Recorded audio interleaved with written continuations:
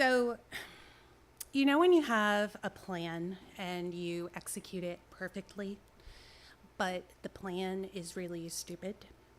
And in executing it perfectly, what you've just done is basically screwed yourself over.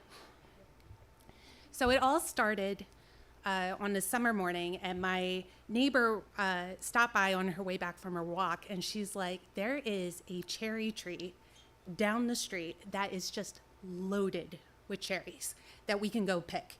And I'm like, no. And she's like, yes. And already you can tell, like, I'm disproportionately excited about this news because our neighborhood is not like Stars Hollow, okay? Like, there's a vape shop. We can see the Bass Pro light, glowing at night. It's like short on charm and whimsy. And by God, like, the idea that there is this cherry tree in our neighborhood laden with fresh, succulent, ripe cherries that I can go pick for free. It's just like this magical thing. I'm like, saddle up my unicorn. I'm getting me some cherries for tonight. So the only problem is that the neighborhood kids have all like keyed in on this tree too. So like all the cherries on the lower branches have already been picked. So to get to the higher branches with the available cherries, I would need to either take up tree climbing or have a ladder. And I have a ladder and a truck and a husband, and who would need to help me put the ladder into the truck.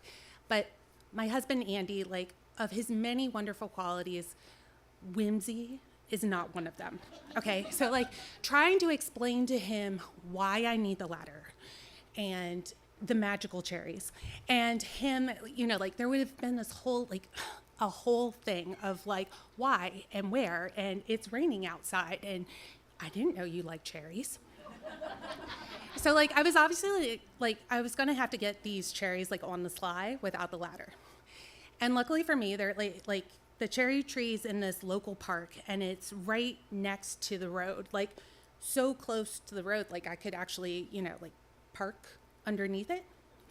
And if I stood on top of my RAV4, like, I would be in prime cherry picking position. And that sounds like a plan to me.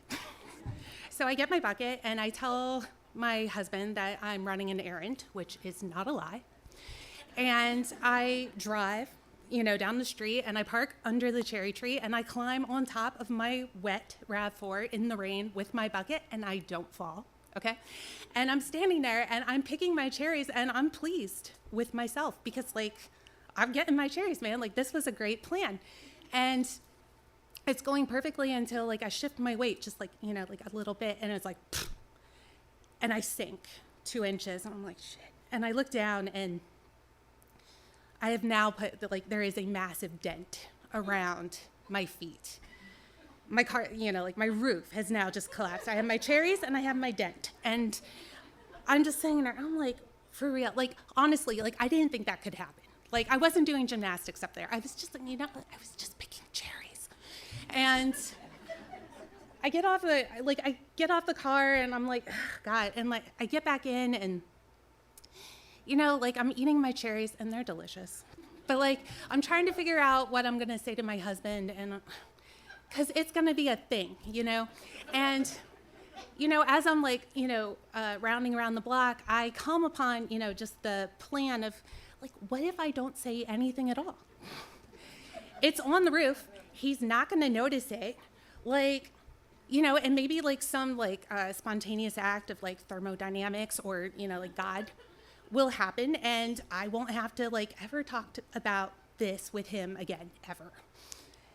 So, like, I pull up in front of the house, and I'm like, I'm not proud of it, but also, like, I'm totally right, because a couple weeks go by, and he has not noticed, and I have, like, conveniently forgot about it. And until one day, one afternoon, he looks out the second story window of our house, and he's like, hey, there's, like, a massive dent in the roof of your car. And I'm like, what? And he's like, there's a huge dent in the roof of your car. Like, how could that happen? He's like, was there a storm? Like, was there a tree branch? Like, was that the kids across the street, and like they kicked a ball and it hit the top of our car. Like, how could that happen? And I'm like, I don't know.